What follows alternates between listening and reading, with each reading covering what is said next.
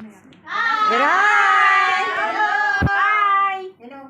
Maganda ba narinig nyo yung Napakaganda! ni Mentor 10? Yes! Oten. Ano, face? Ay! Nabuksan agad. Sarap. Yan. Nakilala ko muna kung sino ako. Nakilala ko si Sante Barley year 2018 kay Upline. Asan is Upline ko? Wala na. Nasa church! Nasa church! Iniwan ako ni Upline. Hindi. Si Hilda Hernandez.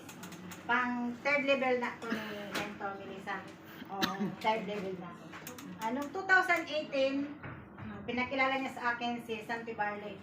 Actually, hindi ako bumili agad ng product. Parang hinulog-hulugan ko lang sa kanya yung starter package. Kasi yung time na noon, after 1 year ko dito sa Hong Kong, nagkaroon ako ng hypertension. Dahil sa may alaga akong bata, yung sa puyat siguro. 2018, yung inom ko noon, kasi baguhan ko lang dito, siyempre minsan yung budget natin. Para hindi ko siya kino-continue. Yung hindi ko hinahaydo. Minsan capsule, minsan powder. Tapos noong year 2020, kasagsagan pa ng pandemic, di ba? Sa di ko inaasahan, kasi ever since, hindi naman talaga ako nagkakasakit. Hindi naman ako dinadala sa ospital. Yung tayo magkakasakit, dadalhin ka sa ospital, hindi. Talagang healthy talaga ako. Kasi maingat naman ako sa mga pagkain ko. Siyempre, nasa probinsya, mga organic. Makakain tayo ng karne pag merong magkakatay lang. Diba? Walang market sa amin. Then, 2020, around November 2020, after ng day off ko, dito lang ako nagtatambay sa Barley office. After ng day off ko, yung sasakay na ako sa shuttle bus namin, biglang yung buong katawan ko, biglang ang sakit. Ang sakit-sakit. Sabi ko, ano kayong nangyari dito sa akin? Pagdating ko sa bahay, sinabi ko sa amo ko. Kasi, ang kagandahan pa, God is good talaga. Masasabi ko ng bliss talaga ako sa amo ko. Kasi 13 years na ako sa kanila. Tapos isa pa silang professor, doktor. Di sinabi ko agad. Sabi nila, Yaya, maybe you have something wrong with your health. Sabi ko, ano kaya yun?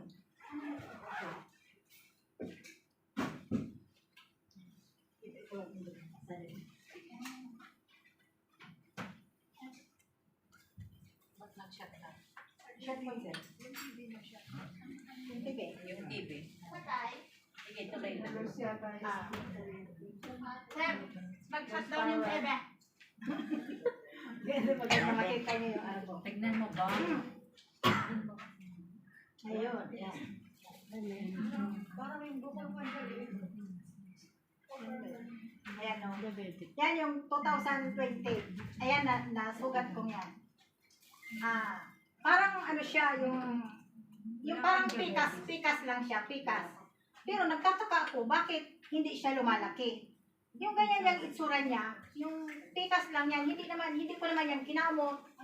Hindi ko naman, yung bigla lang siya yung nagtutuwid. Tapos yung pag ano niya, yung sugat niya, yung pagsugat niya, pailalim. Diba mostly yung nagsusugat, lumalaki? Yan, ganyan lang siya taliit. Lumalalim siya. Tapos sabi ng amo ko, wala pa akong mga blood na kinuha.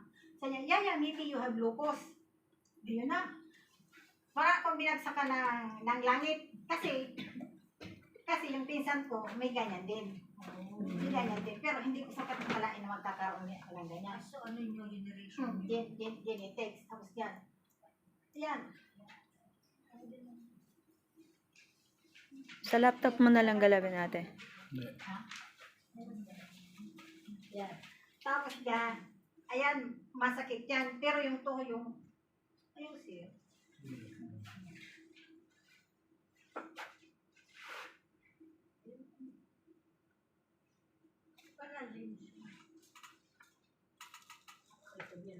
Yan. Yan.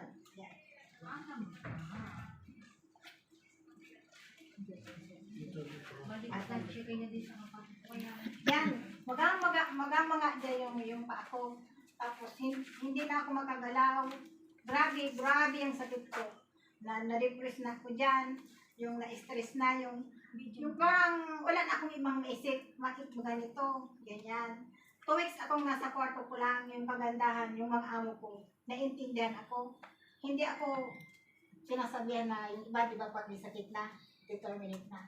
Ako hindi. Pinapahinga nila ko sa kwarto ko lang. Tapos, hindi nila ako dinala sa ospital. Sa bahay lang ako monitor. Habang ini-examine yung mga dugo ko, 2 weeks, saka pa lang ako uminom ng gamot. Pinainom nila ng gamot. Okay. Yan. Ito, ayan, yung mga ano ko. Yan. Yan yung itsura ko. Yung kilay ko nawala, yung buhok kong kulot, nagsilagas yan. Ganyan yung itsura ko. Tumawa ka. Ibang yung itsura Tumatawa ko ka. nang makita ko. Sabi ko, ano ba ito? Para na akong mamamatay. Ganyan. Sabi ko, iniisip ko noon, sabi ko, baka iuwi na ako sa pamilya ko na nasa kahuna. Tapos sabi ng amo ko, Yaya, don't think too much. Sabi ng amo ko, Yaya, don't think too much. Sabi niya, gagamutin ka namin. Sabi ng amo ko. Pero yung time na yan, wala pa akong gamot. Pero malakas ako. Hindi ko lang kaya yung katawan ko. Hindi ko lang kaya na maggalaw-galaw. Ang sakit talaga. Pero talaga doon ko iniisip ko, paano na lang kung hindi ako nagbabarley? Hindi siya sa buto, yung buong laman mo. Para kang, hindi ko ma-explain yung sakit. na yan, di ba sa may dito siya? Oh, ito, nalit pa. Ayan o. Ayan siya. Oo, ayan siya. Hindi siya sa buto. Ayan o. Ayan siya. Pinabalik ko yan!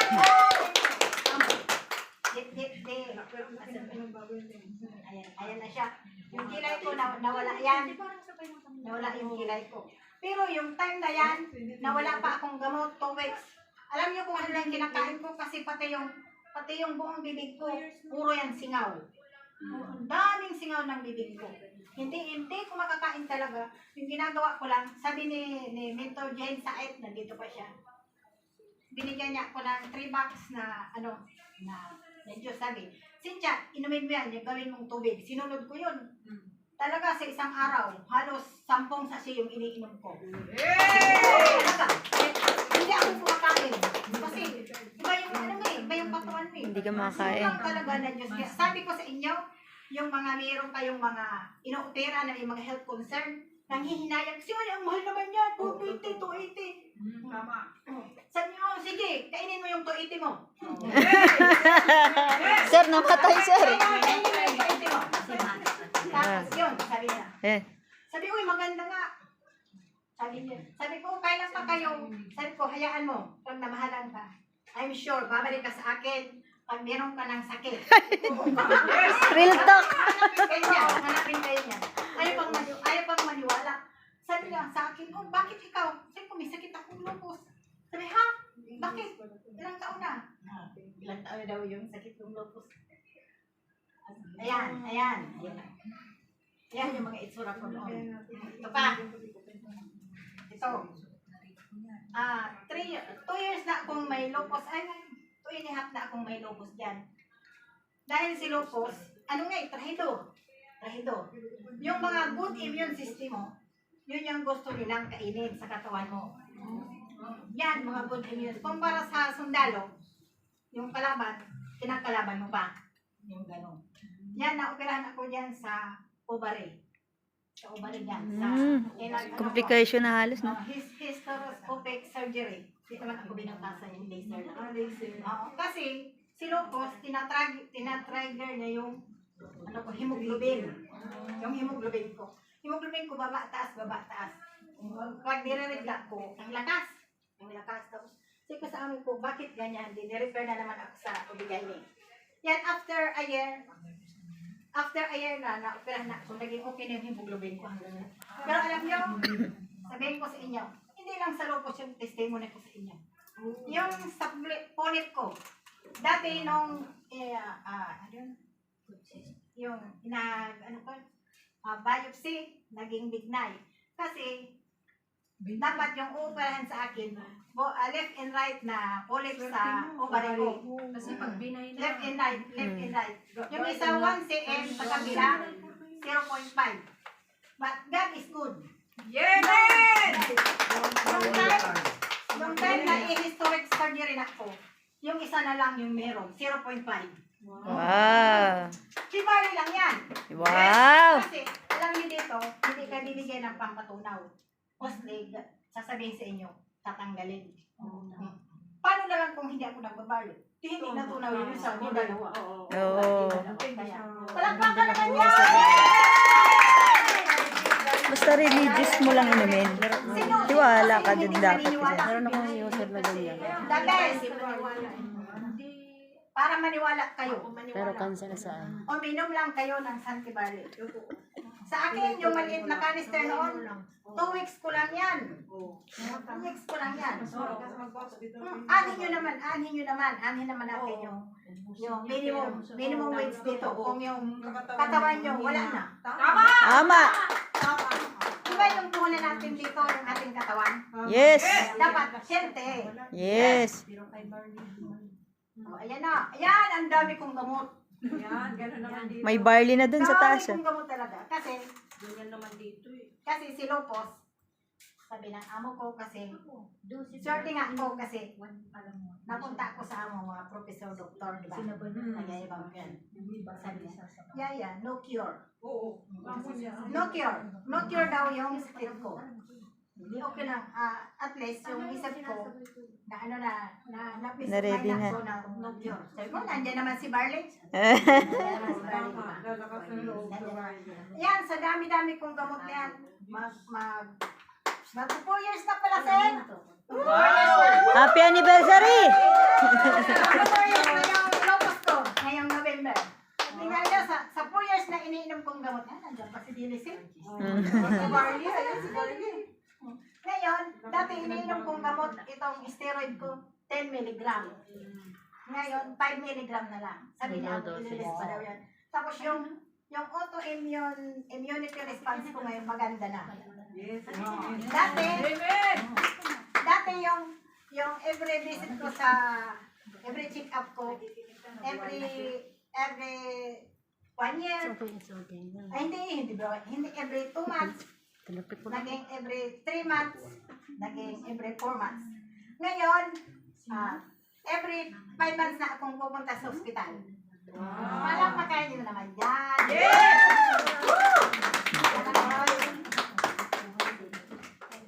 Ayan yung isura ko. Tingnan nyo naman yung isura ko. Kitang-kita. Yan na! Yung akala ko noon, dadalhin ako, iuwi na ako sa Pilipinas na nasa kahon.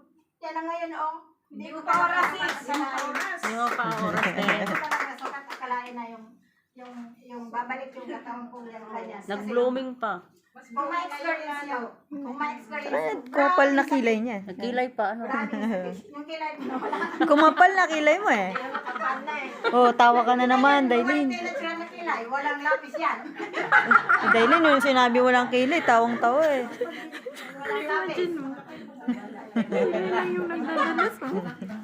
Tapos ito, mataba. Mataba na ako. Nag-i-encode pa, no? Nag-i-encode pa. Oh, saan ka? Nag-iingot pa. Sa tingin nyo, ilang taon na ba ako ngayon? Na! 22! 18! 48 years old na ba ako? Malakas pa yan! Dahil kisante, nagiging pabatang-pabata, look younger. Kasi yung aking brother, Forever young! Barley grass. Kaya yan. 10 years younger. Yeah! O, di 30 ka pala.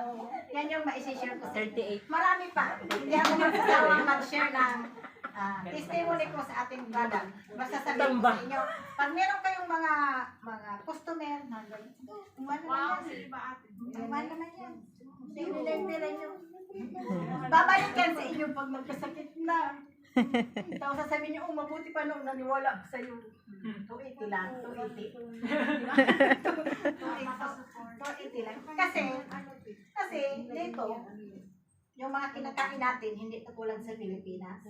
Tapos, lalo na pag meron kayong sa mga lahing inheritance, kusang darating talaga. Kahit sabihin nyo, healthy kayo. Kahit wala kayong sakit, uminom kayong food supplement. Kasi malaking tulong yun. Lalo na pag nagkaedad na kayo, pag nasa 40 plus, Wala. Pag meron kayong mga inheritance, talagang kakapit talaga sa inyong kalusugan. Kaya magsantibali na kayo! Yeah! Buwan ka rin! Magkano lang naman yung ibabawa sa ano nyo sa salary na 280? Yes, Hindi, kaya, ngayon, kaya. 280. Di ba? Ano pa kayo? Ate, mag-business. Kitang-kita na. Doon, against the light eh. Thank you. Sana ma-enjoy nyo ang aking testimony. Yay! I'm Cynthia Rojo Fernandez from Team Matrix.